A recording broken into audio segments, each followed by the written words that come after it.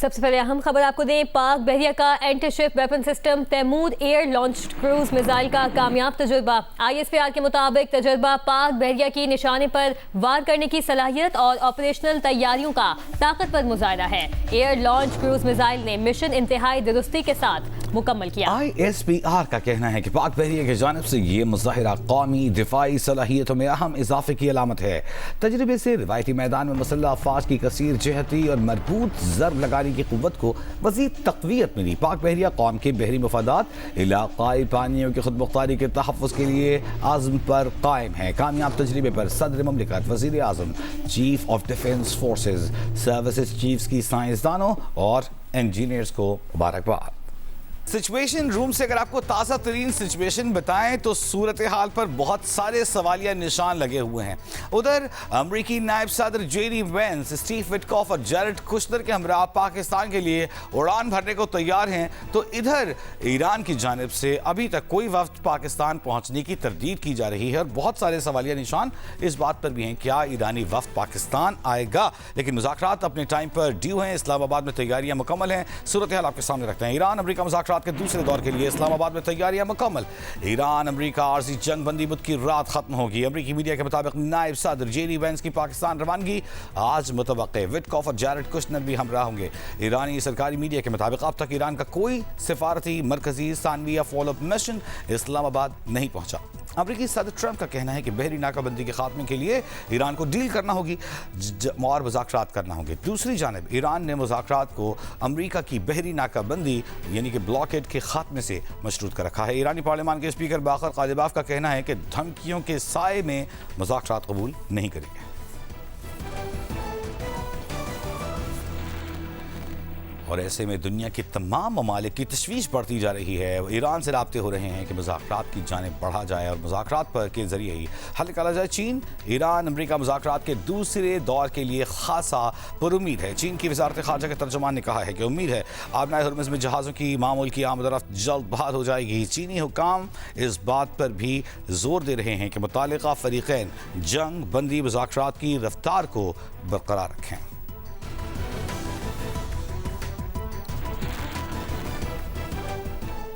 اور جرمنی کی وزیر خارجہ نے بھی اس معاملے میں اپنی رائے دی ہے۔ جرمن وزیر خارجہ جان ویڈپول نے ایران پر زور دیا ہے کہ اسلام آباد میں امریکہ کے ساتھ تعمیری مذاکرات کرے۔ برسلز میں گفتگو کرتے ہوئے انہوں نے کہا کہ امریکی نائب صدر اسلام آباد جانے کے لیے تیار ہیں۔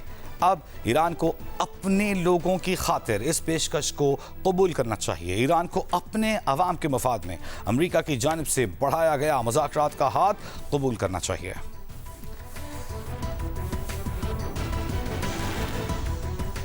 گزشتہ روز آبنائے ہرمز سے گزرنے والا ایک ایرانی بحری جہاز امریکی نشانے پر آ گیا تھا، لیکن آج صورتحال میں ایک معمولی اور دلچسپ تبدیلی آئی ہے۔ ایران کے سرکاری میڈیا کے مطابق ایرانی آئل ٹینکر سیلیسٹی امریکی بحریہ کی دھمکیوں کے باوجود بحفاظت بحیرہ عرب عبور کر کے ایران کی سمندری حدود میں داخل ہو گیا ہے۔ رپورٹ کے مطابق گزشتہ رات آئل ٹینکر کو ایرانی بحریہ کی جانب سے سیکیورٹی فراہم کی گئی اور اب یہ ایران کی جنوبی بندرگاہ پر لنگر انداز ہو چکا ہے۔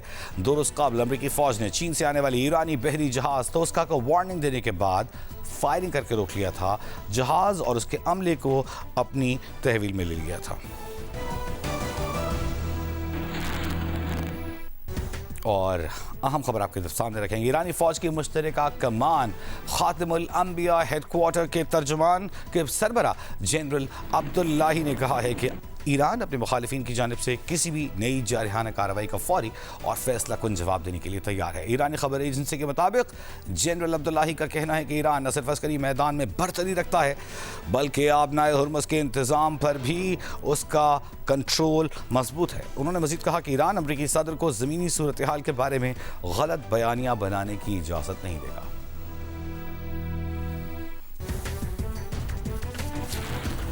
یعنی کہ اگلے 24 گھنٹے اس سچویشن روم سے ہم آپ کو باخبر رکھیں گے، کیونکہ انہی 24 گھنٹوں کے بارے میں خیال ظاہر کیا جا رہا ہے کہ آنے والے 24 گھنٹوں میں معاملات میز پر آ کر حتمی شکل اختیار کرنے کی جانب بڑھیں گے۔ اہم ترین خبر آپ کو دیں گے۔ بھارتی چیف آف ڈیفنس سٹاف کی آپریشن سندور میں ہزیمت کو چھپانے کی کوشش۔ بھارتی چیف آف ڈیفنس سٹاف کا کہنا ہے کہ پچھلے آپریشن سندور کو بھول جائیں، नई टेक्नोलॉजी और नए सिस्टम को पुराने सिस्टम के साथ जोड़ना होगा। भारतीय चीफ ऑफ डिफेंस ने खिफत मिटाने के लिए ट्राई सर्विसेज हम आहंगी की बेहतरी पर जोर देते हुए ये भी कहा कि अगले ऑपरेशन सिंदूर की तैयारी करनी चाहिए। क्या कहना था सुनिए। ब्रिगेडियर रिटायर्ड हारिस नवाज हमारे साथ टेलीफोन लाइन पर मौजूद हैं, सीनियर दिफाई तज्जिया कार हैं। ब्रिगेडियर साहब बहुत शुक्रिया आपका। सबसे अहम बात यह है कि एक तो इसमें इतराफ़ है कि पिछली दफ़ा तो बहुत खिफत उठानी पड़ी, दूसरा अहम नुक्ता इसमें यह है कि लर्न कर रहे हैं पाकिस्तान से। अगर आपको याद हो तो पाकिस्तान ने भी एक हेडक्वार्टर बनाया, जॉइंट हेडक्वार्टर, जहाँ पर तीनों जो फोर्सेस हैं वो आपस में कनेक्ट होती हैं, कोऑर्डिनेशन करती हैं और 7 अहकामात जारी किए जाते हैं। अब लगता है उन्होंने पाकिस्तान से सीखना भी शुरू किया है। लेकिन बात यह है कि पाकिस्तान से हर चीज सीख रहे हैं। ये chief Indian chief of arm forces जो कह रहे हैं पूरा सबूत पुराने को भूल जाओ, पहले ये तो माना कि उसमें आपको बहुत सारे जूते पड़े हैं, आपका मुंह काला हुआ है।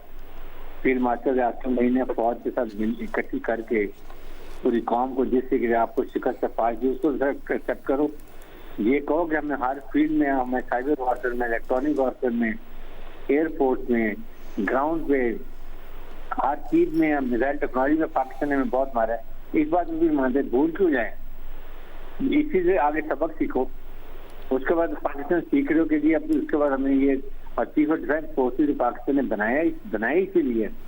अब इसमें तमाम चीजें, इलेक्ट्रॉनिक वॉरफेयर है, साइबर वॉरफेयर है, रॉकेट की आपने फोर्स बनाई है, फिर उसके बाद ये तीनों सर्विसेज चीफ उसके अंदर हैं, ये आपके तमाम इंटेलिजेंस और everybody is United, United force बन रही है ताकि लड़ाई में जो फास्ट मूविंग इंफॉर्मेशन होती है, फास्ट मूविंग बैटल होती हैं, फास्ट मूविंग डिसीजन होती हैं, वो इमीडिएटली हो सकें और उसकी वजह से ही बनाए गए हैं। अदरवाइज तमाम सर्विसेज अपने इंडिपेंडेंट काम करते हैं, they are all independent decide everything, लेकिन काइनेटिक ऑपरेशन के लिए, ऑपरेशंस के लिए स्पेसिफिक टाइम के अंदर they are all they work together in harmony ताकि यूनिफाइड कमांड में ये फायदा होता है। और नंबर 2, आपकी फौज अनट्रेन अनप्रोफेशनल एक्सेप्ट करें। आपके एयरफोर्स नहायत नकारा है, आपके पायलट अनट्रेन अनप्रोफेशनल है, पाकिस्तानी एयरफोर्स से डरते हैं। आपके 900 पायलट आपकी एयरफोर्स में कम है, वो आ ही नहीं रहे हैं, पाकिस्तानी एयरफोर्स से डरते हैं पायलट से। ये एक्सेप्ट करें। आप अपनी कमजोरियों को माने, बजाय से छुपाते रहते हैं, अपने अवाम से छुपाते हैं। दुनिया को पता है कि आप आपने आज तक माना, आपने कभी चीजों एक्सेप्ट करते हैं। तो मेरे ख्याल में ये आके जिस तरीके से बात करी, तो उनकी बॉडी लैंग्वेज देखे होंगे आर्मी चीफ की, क्या ऐसे आदमी से होते हैं जो not inspiring commander. See the difference. हमारी फील्ड मास्टर को देखें, हमारी फौज देखा इंस्पायरेशन प्रॉब्लम इसके पास हम दुनिया मानती है, प्रेसिडेंट ट्रम्प देखें वो कितना लाइक करते हैं। That is what is the mark difference between Pakistan and India. बिल्कुल, ये हमारी कमांडर्स, हमारे ऑफिसर्स, हमारे troops lead from the front. That's what is the difference. बहुत शुक्रिया brigadier retired Haris Nawaz, दिफाई तज्जिया car, कीमती राय अपना तज्जिया हमारे सामने रख रहे थे।